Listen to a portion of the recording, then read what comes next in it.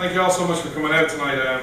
For the people who have seen me before, I hope you all said some nice things about me, so hopefully tonight is not a big disappointment. Hopefully the encore is just as good as the first couple of events. So I'm on a tour. I've been blessed with 65 events in 85 days in 15 states, and I'm really happy to say this is my last full week of touring because I'm not going to lie, I'm exhausted. Going, talking to people is amazing, meeting new people is amazing. The traveling is not fun. it's not fun. So tonight I'm going to talk to you about what this tour is called. It's called Reclaiming America's Narrative. And tonight is not a political message. Tonight is a very pro-American message. And there's certain terms you're not going to hear tonight, like Republican, Democrat, Trump, and Biden.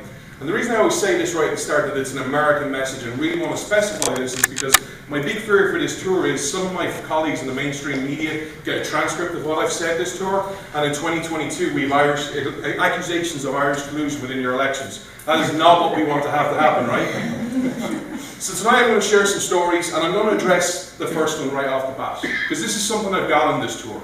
America's narrative, John.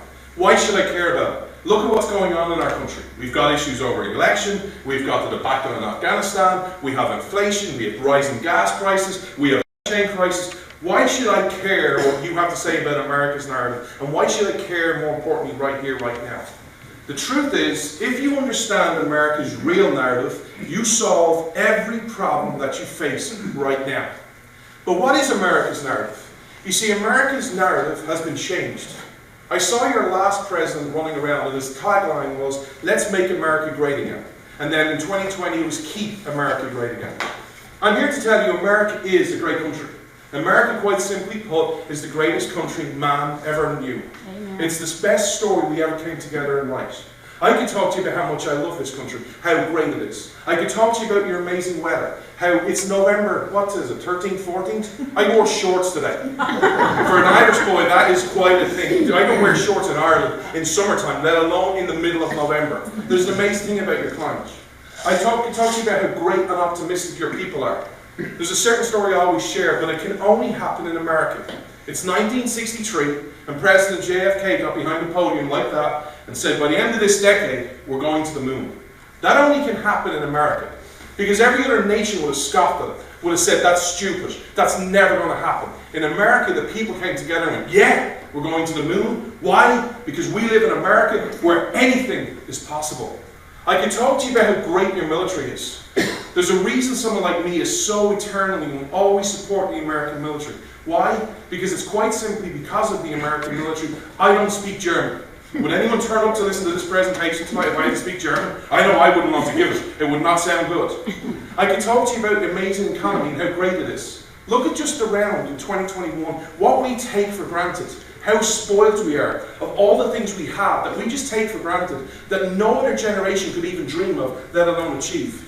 But these are some of the reasons you're great. These are the reasons you're a great nation. You're the best country in the world. But not one of those reasons makes you exceptional. What you're about to hear tonight is I'm going to make the case why America is an exceptional nation. You may love what I say, you may even hate what I say, but there is no disputing this makes you unique and exceptional. You have no equal in the world. It's not my opinion, it's fact. First reason you're exceptional. Your founders correctly identified the battle of the day. Look around at the narrative today in your media and your politicians. All I hear is the political battles. It's left versus right. It's Trump versus never Trump. It's Trump versus Biden. It's liberal versus conservatives. Your founders were the only people that said they understood, that they correctly identified the real battle of the day. What is that battle? It's a battle that started on day one when God created Earth and will continue all the way till this Earth ceases to exist. What is that battle? It is a battle of liberty versus tyranny versus freedom versus those who want to control you and want to mandate every part of your existence. No other nation has ever identified that as their battle of the day. Which leads me to the second reason you're exceptional, your rule of law. What is your rule of law based on? You see, every other nation built their rules of law on English common law, or what was popular, or what an election said. America is the only country that said no. Our laws are not based on man's opinion. You're seeing this in your country right now. What is man's opinion in 2021? We're men of science. We know better than you. If you dare debate me or question me, you're not questioning me, you're questioning science. That's your Anthony Fauci. Why is this key? Because you're making men gods. That is not what your founders said. Your founders based the principles not on man's law or not on man's opinion, but on nature's law and nature's God. What is the difference? The fundamental difference between the two is man's opinion changes. It's open to persuasion. It's open to, well, let's just change that narrative. Let's change your opinion. Look at how much our opinions changed. Just look at an election in your country. Not everyone in your country loved Donald Trump when he ran in the primary, but then became loved him in 2016. And then in 2020, even more people loved him. That's man's opinion. It changes. America is the only country that said no. There are certain things that are eternal. Like water will wet us and fire will burn us. There are certain principles that are self-evidently true and never, ever change. Which leads me to the third reason you're exceptional. What is your role of government? You see, every other nation in the history of the world said their government is all-powerful, all-knowing, and can do anything it wants. This is democracy. I hear people in your country talking about what your country should be. Little story for you. Ben Franklin, one of your founding fathers, he's leaving Philadelphia after signing the Constitution. And he's walking down the street and he's met with the innkeeper. And she says to him, "Mr. Franklin, sir, what have you given us?" What was the answer? When you take a pledge, what do you take a pledge to be? A democracy? Or a constitutional republic? Constitutional republic. Exactly. What is the difference? You see, I live in a democracy, Ireland. For 5.5 months, starting on Christmas Eve last year at 4 p.m, I could not go more than 3 miles from my house. I could leave for 2 legal reasons. The first one was to exercise and walk the dog. And let's just take a moment to look at this physique and just say, I was clearly walking that dog a lot, right? And the second reason was to go to a store that was allowed to open by the government, and I was allowed to buy what the government called an essential supply. How does that happen? Because every other nation in the history of the world said, what? The role of government is what we say it is. It is the giver of rights and therefore the taker of rights. If someone under democracy in any part of the world says, you know, you all have a right to free speech. If I win, you don't. And that person wins, your right goes.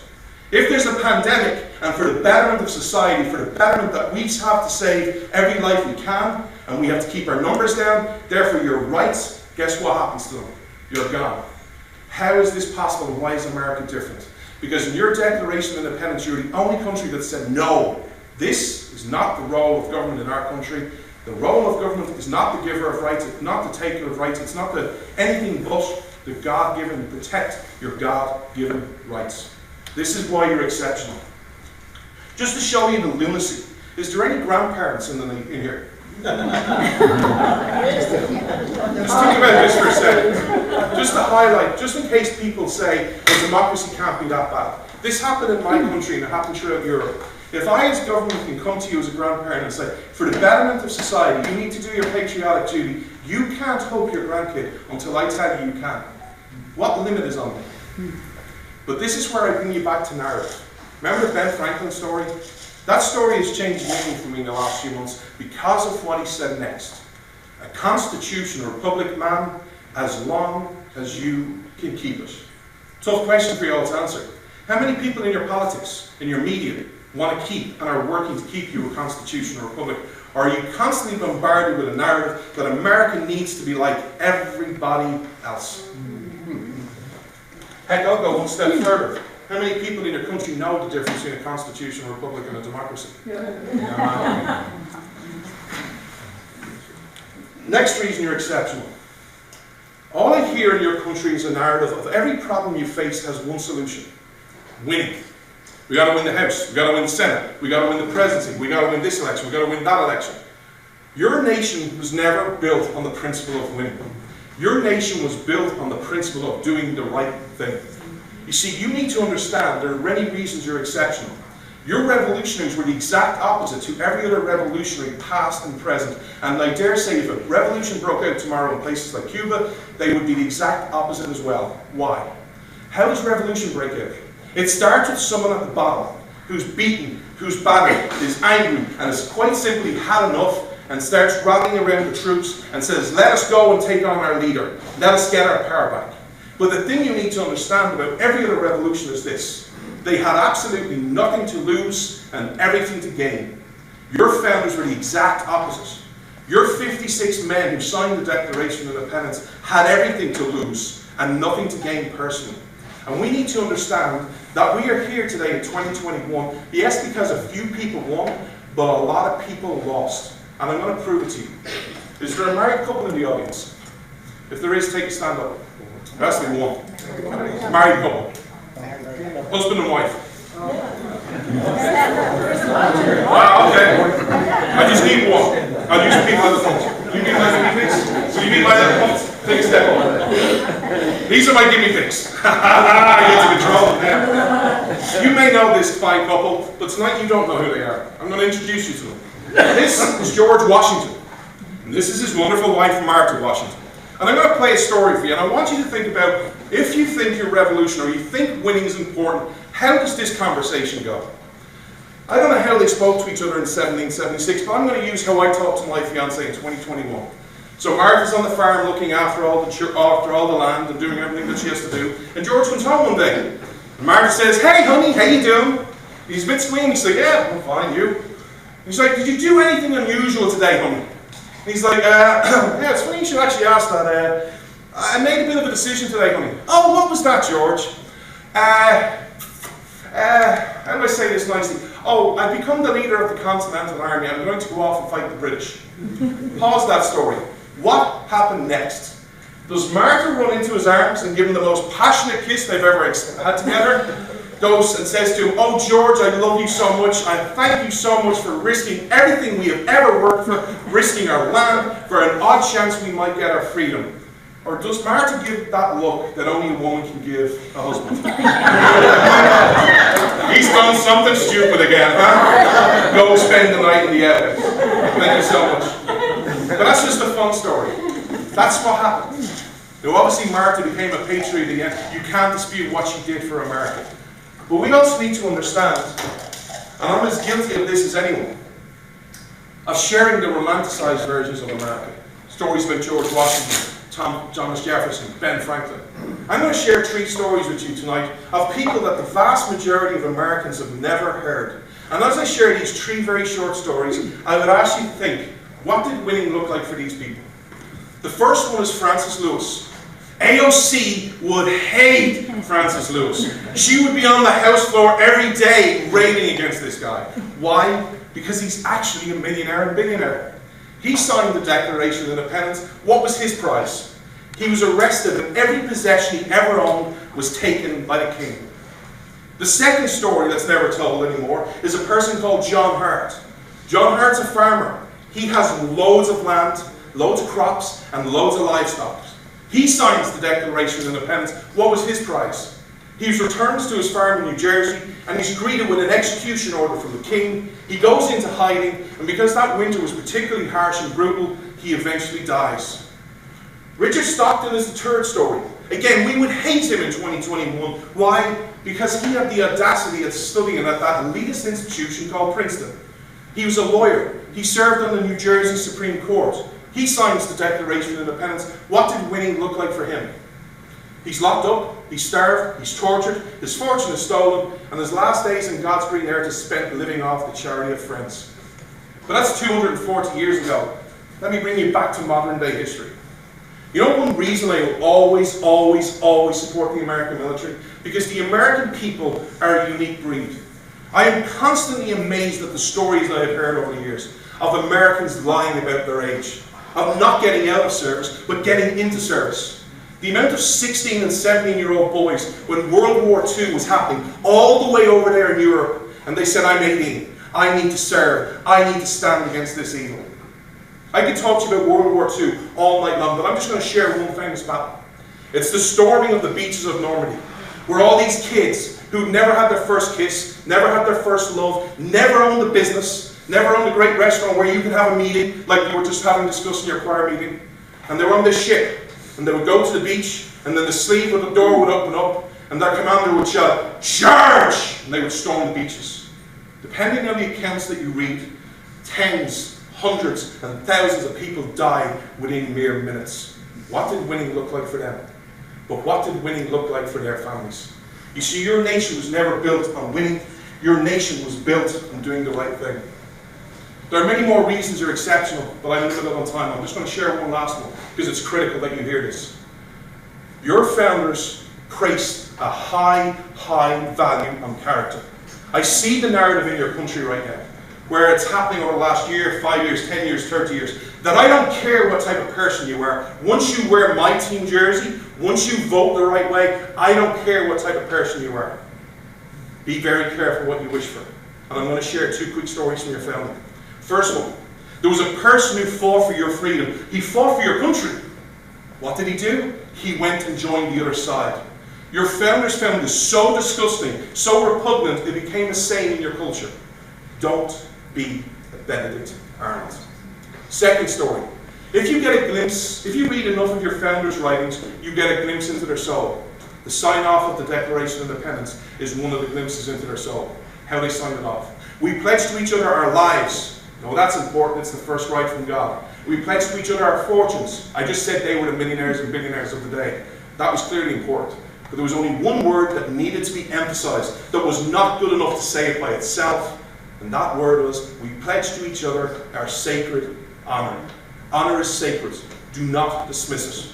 If you want to get back to being an exceptional nation, these are some principles you need to figure out and start getting back to your family. Now, solutions. Everyone loves round numbers. We all love the zeros. So let's go from the year 2000. Since the year 2000, America's had a Republican House, Senate President, a Democratic House, Senate President, and some combination of the two. Let's identify 2 quick problems. First off, and yes, I am the cheesy Irish boy who carries a pocket constitution. This is not a Republican document. It's not a Democratic document. It's not a Libertarian document. This is your document. This is violated by every administration, left and right, and top and bottom. Just to go through the Bill of Rights for a moment, and ask yourself, what part of the Bill of Rights is more secure today than it was in the year 2000? The First Amendment, your right to free speech, your right to assembly, your right to practice your religion. Your Second Amendment, is that more secure? The Fourth Amendment, dead. Who honestly believes you have a right to privacy? The Fifth Amendment, you're innocent until proven guilty. Go ask Mr. Kyle how he feels about that, Mr. Kyle Rittenhouse, and see how he feels if he thinks he's got a right to be innocent until proven guilty. The Sixth Amendment, the 10th Amendment, federalism. This is where I give you a second story. I started this tour on September 9th. That's a day that will go down in your history as a really bad day. I was in St. George, Utah. And anyone who knows anything about America knows one thing. You don't upset the Mormons. You upset the Mormons, all hell breaks loose, right? But I'm in St. George, Utah. And it's released that morning that your president's having a press conference at 5 p.m. Eastern. And I'm guaranteed they said the same thing many of you said. Oh my God, what's he going to say? What's he going to do? How is this going to affect my life? September 9th rolls around, 5 p.m. rolls around, and what happens? If you are part of a company with 100 employees, you must get the vaccine. The 10th Amendment is the answer to this. I've heard people say you need a new president, a new House, a new Senate. They'd all be nice, but the answer is the 10th Amendment. You need to start understanding the 10th Amendment is the answer to every problem. Why? What does that look like in reality? You have mayors, you have governors, you have councilmen, you have assemblymen, you have senators, all standing up as individuals but collectively saying the following: Mr. President, you can sign all the rules you want. When it comes to the great state of Texas, it's dead on arrival. Why? Because our document says you have no power, and we don't recognize OSHA. It ain't in this document. Amen. Second problem. In the year 2000, your debt was $5.6 trillion. Today it's $28.8 trillion. You are going to go bankrupt, but you're also going to lose a fundamental right to freedom. You see, I heard your last administration talk about America should never be a socialist nation. But the horrific thing is, most people in America, sadly, talk about a 1950s version of socialism. They always think socialism is government ownership of everything. It's not in 2021. Yes, they need to own some stuff, but socialism doesn't need to own everything. It just needs to control every aspect of your life. You see this with Agenda 2030, you see this with COP26, and you see this with things like the Great Reset. If you don't know what these issues are, please research them. But all I'm going to do is I'm going to share 3 policies that will come to your nation. And I'd ask yourself, as I'm going through these 3 policies very slowly, ask yourself one question. If these come to America, how would you ever practice your right to pursue your God-given right to pursue your happiness? First policy, gas prices. Everyone in America is going crazy about gas prices right now, right? It's $3.25 a gallon. It's up 80% since January. What is the price of gas in Ireland? $8 a gallon. And in case you're thinking like AOC, well, I bet you those rich companies and the oil companies, they're all price gouging. I heard that was an excuse for your high gas prices. That's the biggest joke I've ever heard. How these people actually can say these lies with straight faces is beyond me. If Ireland got free gas from the oil from the ground, and every forecourt said that we are not charging a profit on gas, that we want an economic boom, what is the cheapest it will get to the Irish consumer? $5 a gallon. You see, it isn't corporate greed that leads to that price. It's government greed. Second policy, income tax. Ireland has the most progressive tax code in the world. What does that look like? Yes, we tax the rich. Yes, we tax the millionaires and billionaires, and we make them pay their fair share, but we also come after you. Because every cent you earn over roughly $38,000 is taxed at 40%. Yes, 40. Third policy, the sales tax in Texas is what, 8.25? Ireland, it's 21. Add those 3 simple policies together and ask yourself, how would you ever pursue your happiness? How would you ever start a company? And this is where I'll answer a bit of a pushback again. But John, there's successful Irish businesses. I see the Irish businesses around the world. Yeah. Do you know what the one thing in common they all have, the big businesses in Ireland? They all run to America the first opportunity that they get. Because you are still the land of opportunity. Second solution. Don't whitewash your history. If you understand your history and your dark days, and I beg you to listen to these 3 stories, they make the case for freedom. You know when the left hates you? You know, they say, oh, America's evil, vile, and racist. I hear Greta Thunberg when I hear them talk. Blah, blah, blah, blah, blah, blah, blah, blah. Because I'm getting tired of the same excuses. I know your dark days better than they do. I'd ask you to think of these 3 stories and share them with people who think, especially who think America's a racist nation. And ask yourself, what do these 3 stories have in common? First story, the Battle of Wounded Knee. No one wants to talk about that battle anymore.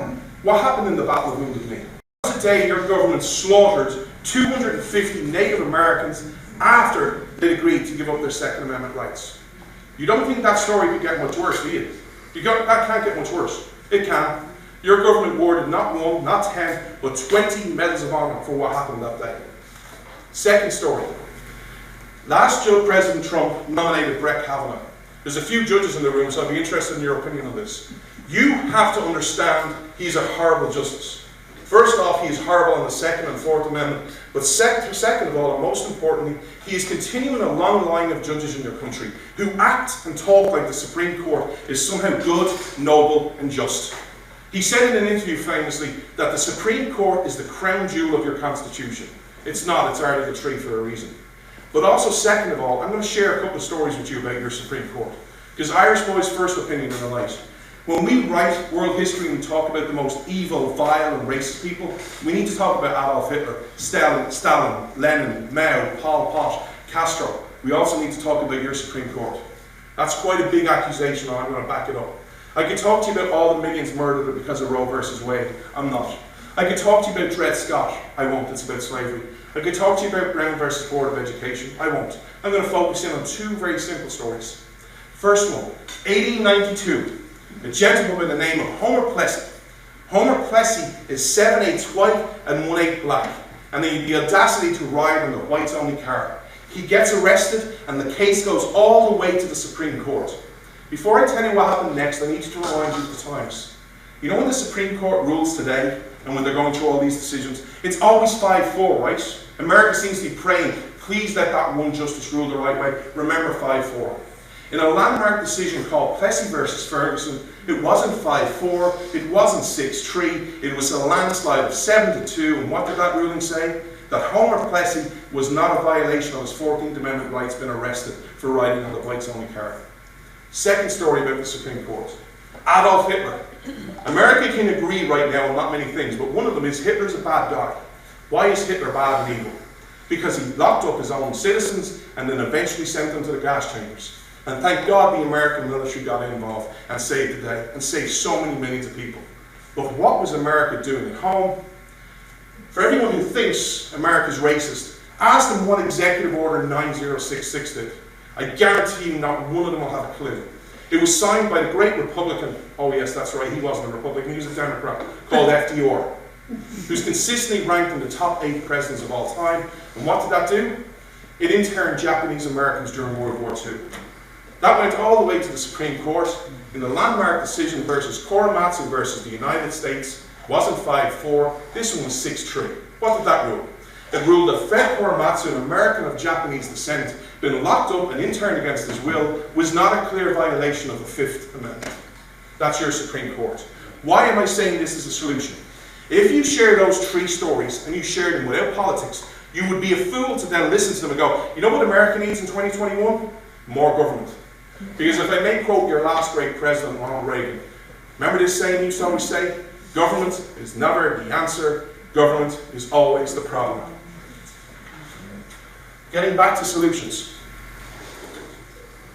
And I'm going to address a couple of things I've heard on this tour.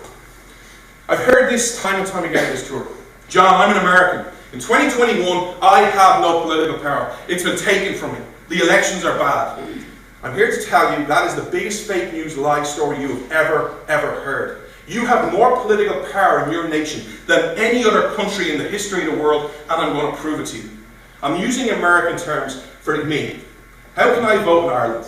I can vote for president every 7 years. I can vote for my US House of Representatives, and I can vote occasionally for my councillor, my local state rep.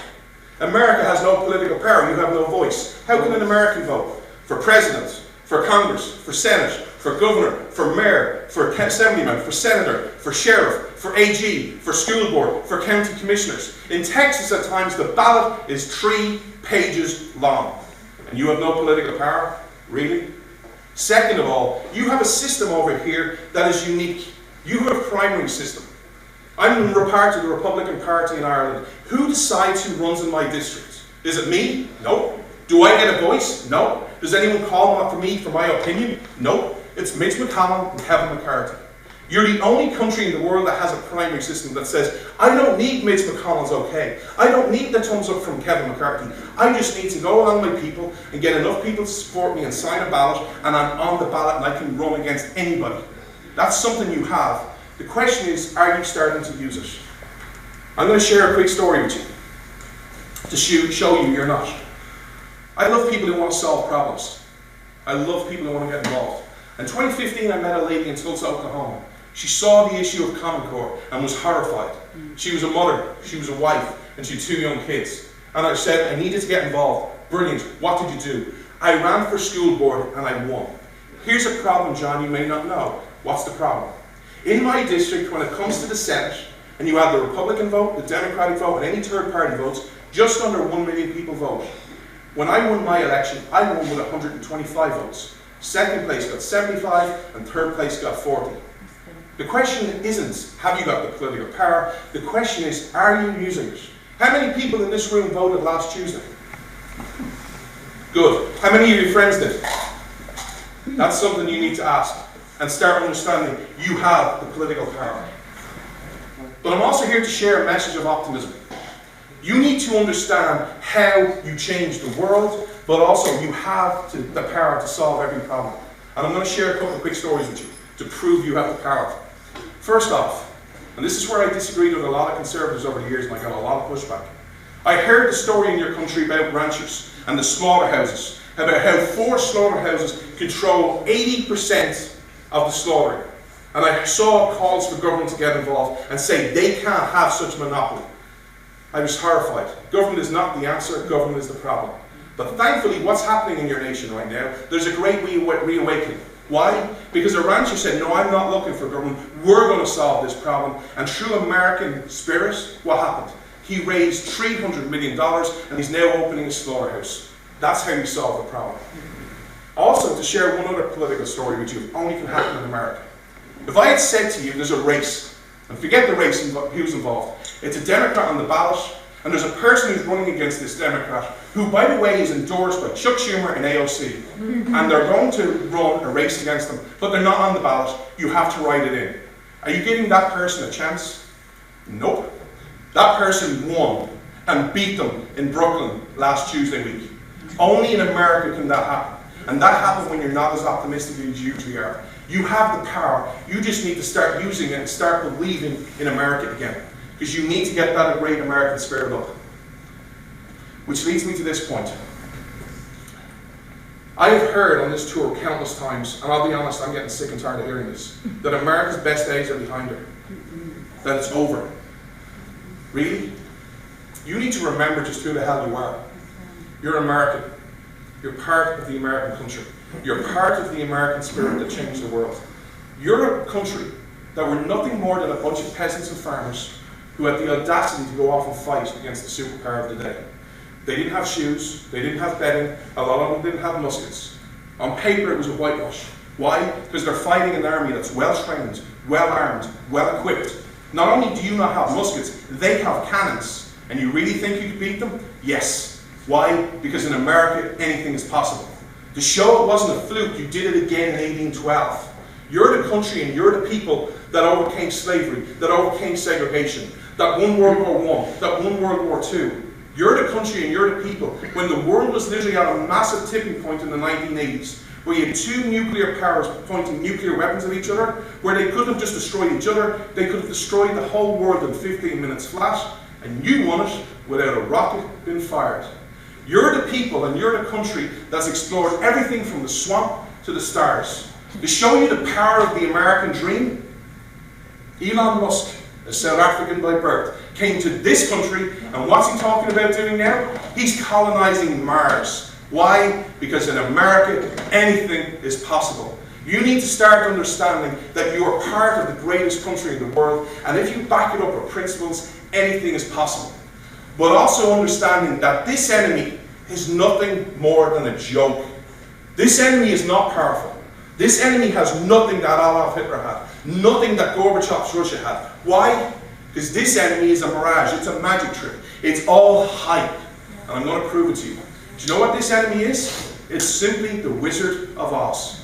And anyone who knows that story, it's to make you feel powerless, to make you feel like you can't change the world. And the wizard is all powerful, and he's going, I am the great and powerful Oz!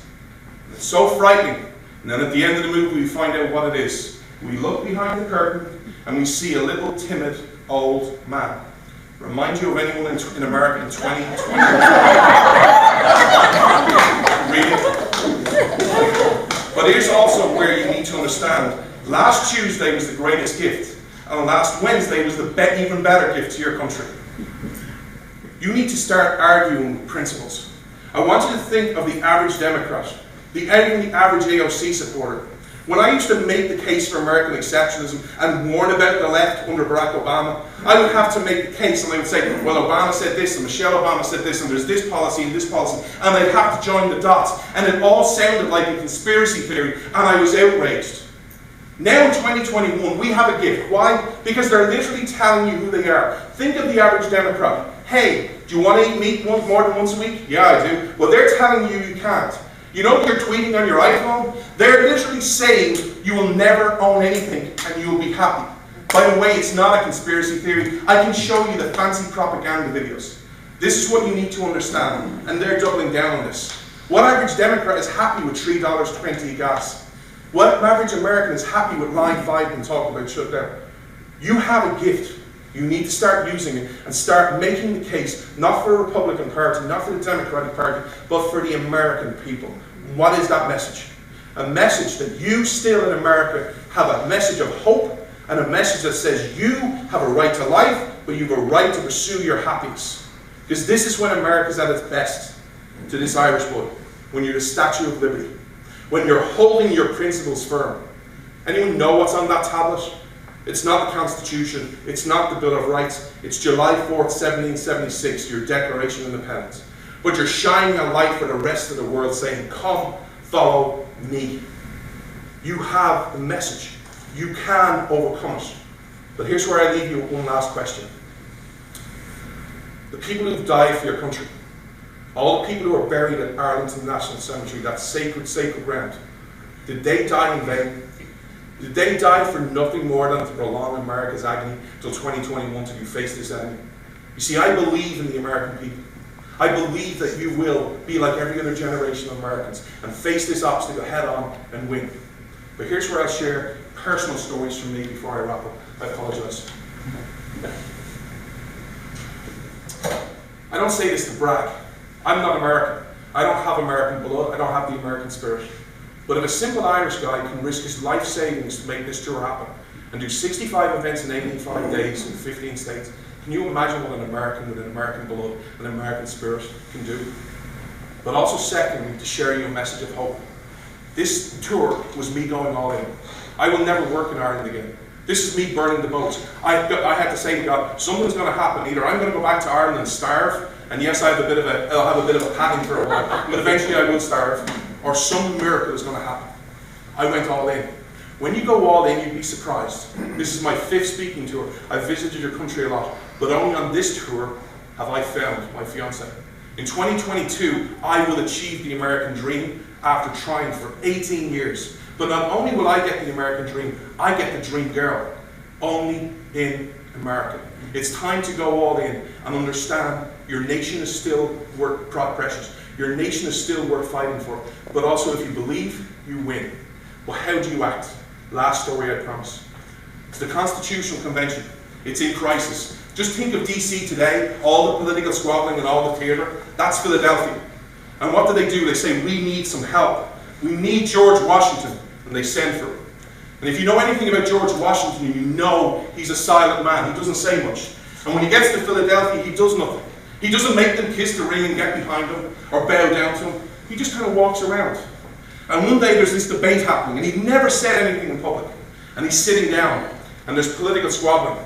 And then he stands up, and the whole room goes silent. You want the recipe for success? Take these words to heart. He stands up, and the whole room goes silent, and this is what he said. Let us raise to a standard to which the wise and honest can repair. The rest is in the hands of God. If we work like it depends on every one of us, and we pray like it depends on Him, because America is a divine, provident nation, we will make America the best comeback story since Jesus Christ. Thank you so much. Your border is wide open right now. You have all these millions crossing across illegally and getting all this money. Yet to get here, I couldn't fly from Ireland. I had to go to Turkey for 15 days to isolate. It cost me an extra $2,000. The first $2,500 I spent on this tour was going to Turkey and isolating in a hotel. But here's the thing. You have to share the narrative. Because sadly, and this is where I might annoy someone and I apologize, the Republicans are horrible at rhetoric. And you're horrible at rhetoric on the border. You want to solve illegal immigration? Do it where you don't make race an issue. Because if you start with the southern border, that's all they'll talk about. What would I do if I had power? You know what I'd do? I'd focus on where 60% of illegal immigration comes from. People entering your country legally and overstaying their visa.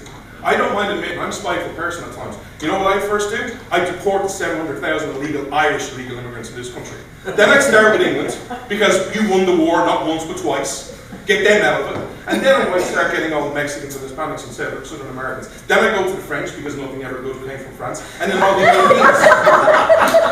But let's be honest, right? And then if anyone says you're racist, why?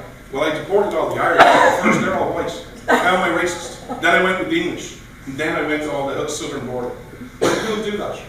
Who would make that case? No one ever talks about illegal immigration. In fact, when I say I deport all the Irish people as I have in the past, people kind of go, well, why don't you want to deport the Irish illegals? Why wouldn't you? They broke the law just as much as people going across the border. And by the way, Irish are worse at assimilation.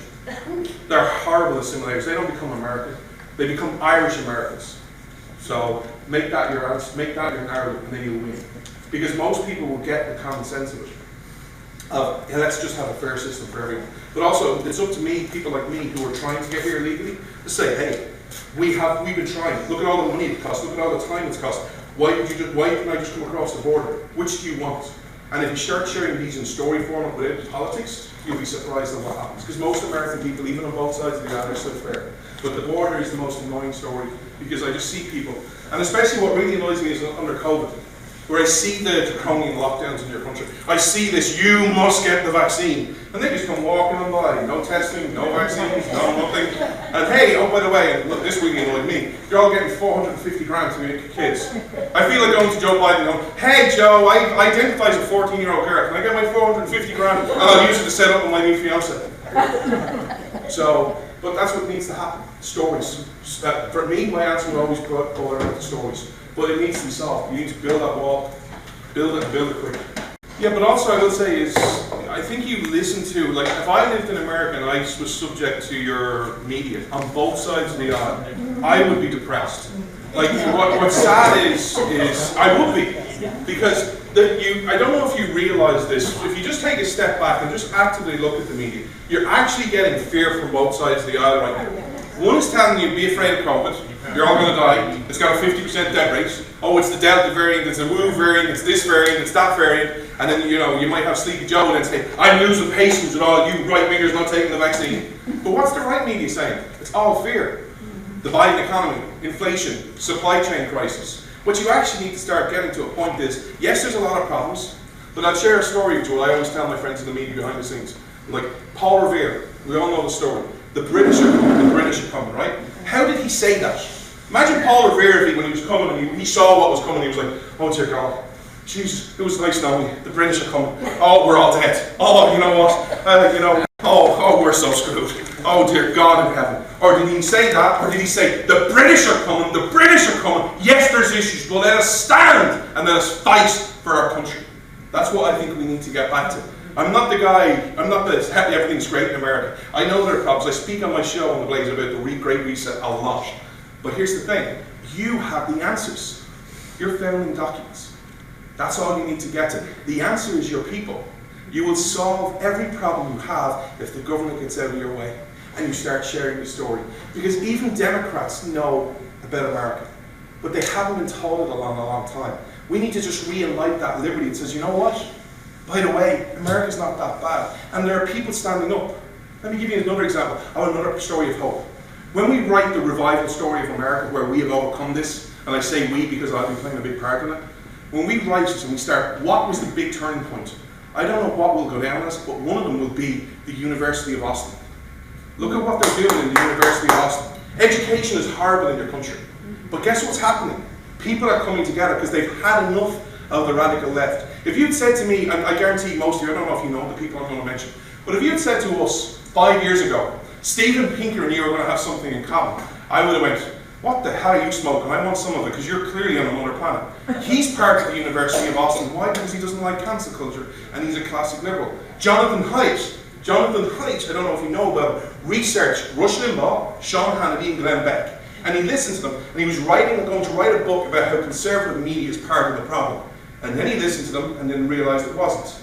But he is not someone, we don't have a lot of common ground with him. He's part of it. Why is this a story of hope? Because you're looking at the government saying education is a problem. Most people are saying let's get government involved. They've said, you know what? The great American spirit, yes, we have problems, but we can still solve it. We'll solve it better than they will. Now we're going to create the University of Austin. That is what your country needs to do. And start looking for problems and start solving them. Because you're literally talking about colonizing Mars. You have all these different solutions. What is the common thread? You. Not government, you. Start acting and you'll be surprised what will happen. And start sharing the stories, because most Democrats are good people. They're not all AOC, Bernie Sanders wannabes. So that's the positive thing. But there is some positive signs. Oh, by the way, I will not be an Irish American. That's the thing that really upsets me in your country. You're so hyphenated. I've had Americans come to me and say, I'll be a great Irish American. One day, no. I can't wait to burn my Irish passport. I will be an American. Full stop. That's what I want to be. That's what I've fought and sacrificed to be. Because that's how powerful your nation is. And I believe, to answer your question as well, to get back to it, if we start sharing these stories with passion, you'll be surprised at what happens. We need to start telling the story with passion. Because your story is amazing. There's no one that can listen to your story, and with you, especially if you deliver with passion, kind of not be enthused by it. It's a story of just overcoming the odds. It's the ultimate underdog story. It's a story of going to the moon. That's America. Overcoming all the odds. It's amazing. Just know your story. If you know your history and start sharing your story, you win. Because your story has to be told. We don't have that long. If we don't act, your country's dead within 18 months. Maybe 2 years, maybe 3 years. But that's, so I'm all in. But your nation, that needs to be restored. Because if when I live here, it's not like I got to go, well, I got to America, that was great, I got my American dream. It went down the toilet and go somewhere else. Where's next on the tour? There is nowhere else. No. And like, you know, even like, you know, where else do you go? Europe? Have you seen what's happening in Europe? Europe's going to be under Putin in a couple of months. Especially if this winter's really harsh. Where New Zealand, where the Prime Minister's openly scoffing about and laughing about creating a two-tier society. Right. You look at what's going on in Austria right now, where you again a two-tier society. If you're unvaccinated, you're banned to leave your home. Places like Australia, where the police chief is in giving daily press conferences, bragging about how many tickets he issued that day. What were the tickets for? Were they for drunkenness? No. Were they for beating up people or assaults? No. Theft? No. Rape? No. What was it? What was the crime? Young boys going to the beach to watch the sunset, and they're bragging about how many tickets they're giving out to people. There is nowhere else to run to. It starts here. America has, if you look, and this is the power of America, right? If you look at all the version of freedom of, and let's just focus on, I hate these terms, well I'll use it, Western civilization. How did Western civilization happen? Because America was founded, and you spoke about self-evident truths that were preached from the pulpit.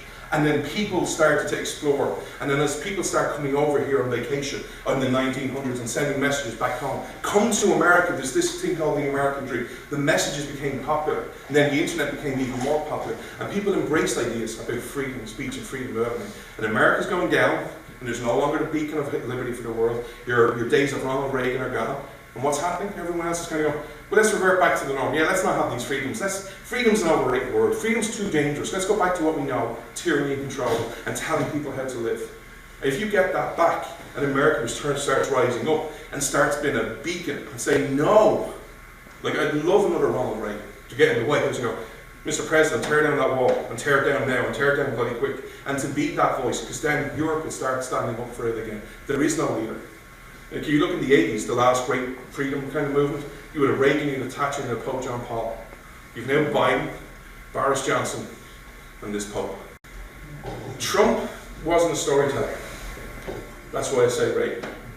Yeah, you need a storyteller. Well, he had charisma. Yeah, and that's what you need. And I'm not saying that needs to be the president, but you need to have a Martin Luther King, a Ronald Reagan, to be the storyteller, to narrate Americans' story. Because, you know, and I would include Trump in this. Trump did a lot of good things, but Trump was not anywhere near Ronald Reagan in the sense of Trump. I've never heard from Trump's point of view of why America is exceptional, of reducing government. And that's not a Trump thing. This is a Republican Party. To show you how much you've changed. Rick Perry, you're a former governor. He ran for president in 2012, just to show you how much the country has changed. Do you know why his campaign tanked? You can point to one moment. He got up on a debate stage, and he had back surgery a couple of days prior and was massively ill on drugs. And they gave him a question. You talk about eliminating government. Can you tell us about the 3 departments you want to eliminate from the government if you're president? And he couldn't name all 3. And then what happened? He stuttered and he stammered. He was like, oh, what's the 3rd one? Oh, and then someone had to help him out. He looked weak, he looked incompetent. And what happened to his poll numbers the next day? Done. When was the last time you heard anyone in the Republican Party talk about eliminating government? Education, energy, ocean. When was the last time you had a movement? When was the last time you started talking about flat tax and fair tax? And why I say this is important about narrative and not just about Trump, the Tea Party spoke about all these things. Where's the Tea Party today? They got crucified. Yep. But also, where's your pulpit? And this is where it all boils down from, because I do religious talks as well, but I don't bring it into the normal thing. To give you a saying from your Declaration of Independence, we hold these truths to be self-evident. How did Thomas Jefferson have the audacity to write that? It wasn't because he was cocky or arrogant. It wasn't because he poll tested everyone in Philadelphia and said, that sounds good. It's because they were true. Your pulpits were on fire. What we need to get back to is the pulpit's been back on fire to preach. But we need to get them back and start going to churches that will preach. But also to start sharing the stories. Because the reason I constantly talk, I'm a Christian and I'll make no bones about it. The reason I constantly boil back to narrative is it's also a biblical principle. What did Jesus do? He told parables. If we get back to telling parables about the Bible and get back to telling stories about America, we'll reignite people. But we've stopped telling them, and look what's happened. But what we need to do is, if I may give you an analogy, is what we need to have is the Martin Luther King walking across the bridge, arm in arm. Because a lot of people want to stand. I do believe a lot of people here want to stand. But there's a lack of confidence in your fellow man right now. Because everyone's like, I want to stand, but if I go out there and I make that leap of faith, You all have my back, or you all be like, yeah, sorry, I just wanted to talk to you, and you're standing up there by yourself, and we're all leaving along. Yeah. Whereas what we need to do is stand up together and rise up. But you're starting to see on the people standing, Virginia. Look at what's happening on your school boards. Yeah. You know, your mama bears are starting to stand up. Now, I don't know how that's going to turn into politics in, bigger elections, but on school boards, people are standing up. So what we need to do is galvanise those people and support them and encourage them and have their back. And it's military care, we'll have their six. We need to get back to telling these stories of why it's apt for everyone. And that's the thing. But yet we need to start standing up because, tyranny's knocking at the door. You didn't like what happened on the COVID, but I shared some of the policies from Ireland. You have to admit, what you experienced was nothing compared to what we experienced in Ireland and what we're experiencing right now. That will happen if you don't act. Now is the time. You've had a glimpse of it. Did you like it? If you didn't, now is the time to act. But also start talking to your fellow friends and making the case for it. But you know what? I don't want to tell you how to live your life. You do you, and I'll do me. Simple message. We need to have support of good people, like going to these meetings and having people. And you look at, if you have the right message, you'll be surprised at how easy it is to win an election. Because I've actually been around, and if you actually have a semi-competent message, you will rom-com. Look at your man at Youngkin in Virginia. Simple. Don't get controversial, don't get nasty, don't let them paint you as anything. But here's where I bring you back to narrative, and I'm not allowed to give a political message, but here's just a hypothetical situation. You have to start admitting your party is a major problem. They are crap at narrative. If John's part of the Republican Party, and let's say I'm the head of the Republican Party in America, do you know what I would have done last Tuesday week or last Wednesday week when I saw their election results? I would have had a business card printed up, and I would have had the Virginia governor, the Virginia Lieutenant Governor, and the Virginia AG. And I would have had the following tagline under it: the face of white supremacy in America in 2021, and sent it out to everyone. Because in case you don't know, it was a white person, a black woman, and this bank. Oh, by the way, not Democrats, Republicans. And take them on. You don't actually even try and take on the narrative of the Republican Party. What does the Republican Party stand for? Again, I don't get into political politics, but if you want to do an experiment, look at the Republican Party when it was founded under Lincoln, and look at the Lincoln Manifesto, all the principles stood for it, and then look at it in 2021, and just compare the differences. So, but again, what solves this? Narrative and standing for something and sharing the stories. Again, if you start sharing the stories, even the Lincoln story is amazing. If you don't mind me sharing that story. If I had said to you today that in 5 years' time you'll have a new party, and they will romp home, and by the way, they'll have a president, most of you would say, you're crazy, that will never happen. That's the founding of your party. 1855, there is no Republican Party. 1861, Lincoln's the Republican Party president. You need to stop looking at the blinkers and start going, anything is possible. Is it kumbaya and you just do it? No, you have to do it, you have to sacrifice, you have to work for it. But you are living in a country where you can do anything. The Republican Party is proof of that at your founding. But how many people today know, how many Republicans know how quickly your party was formed?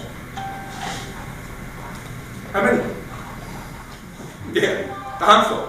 Like that story alone, if you want to start sharing stories about your party to get your membership, that's the story I start with. I can't give you, this is not political advice, by the way. I have to be very careful, as I'm not political, I'm not a citizen. So, but just to share those stories, because you'd be surprised at what you can do.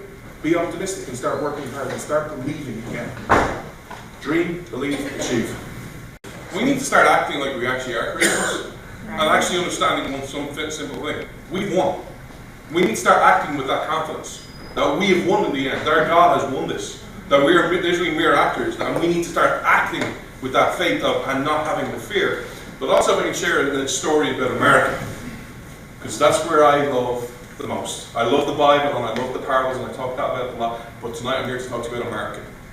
Another amazing story about what you just said, but in story format. The Revolutionary War. All your people had fought and went to fought under George Washington, but the war wasn't going well. Even under Washington's leadership, you were going to fight the British, you were losing, retreating, refighting and losing, retreating. And all the people who signed up to be in the Revolutionary War had a 6-month contract. And the 6-month enlistments were starting to come due. And a lot of people were fighting for America, kind of like, look, I wanted America just as much as everyone else here. This ain't going well. I don't need to be a great military general like George Washington to say, we're getting our asses whooped quite a lot. Maybe it's time I went back home and started to look for me. What was the turning point? Just exactly what you just said, but in different format. The American crisis. The words of Thomas Paine. These are the times that try men's souls. that now is not the time to be a sunshine patriot, it's time to be a winter soldier. That's what time it is. That's what time it is right now. Because heaven knows how to put a price upon its bounty. That's what we're facing right now. Are you a sunshine patriot, or are you a winter soldier? So if America's to survive, we need a lot of winter soldiers. But also understand this, again, an American story. It's only 3%. We need to stop thinking that to turn America around, we need this massive movement. Nope. If you use the numbers of the day, that while I don't think they're accurate, because, you know, how do you just use the Adams numbers. 33% of Americans at your Declaration of Independence were pro-English. 33% didn't care, and 33% were pro-freedom. Of the 33% that were pro-freedom, 10 actually wanted and started saying they wanted to do something, and 3% actually did. 3% is not a myth, it's a fact. And what you need to understand is it's 3%. But also, if I add on top of that a biblical story, Abraham and God. When God wanted to destroy Sodom and Gomorrah, Abraham went and negotiated on behalf of them. Please, God, if I find 50, okay, I won't destroy it. If I find 40, if I find 30, if I find 10, if I can find just 10 good men, will you not destroy it? Okay, if you find 10 good men, I won't destroy it. And what happened? But also, to have that confidence, a backstory in that. Do you know why Abraham went and stopped at 10? I only found this out last week. Why pick 10? Because you have to read Genesis 19, that's chapter 18. If you read Genesis 19, who was in Sodom and Gomorrah?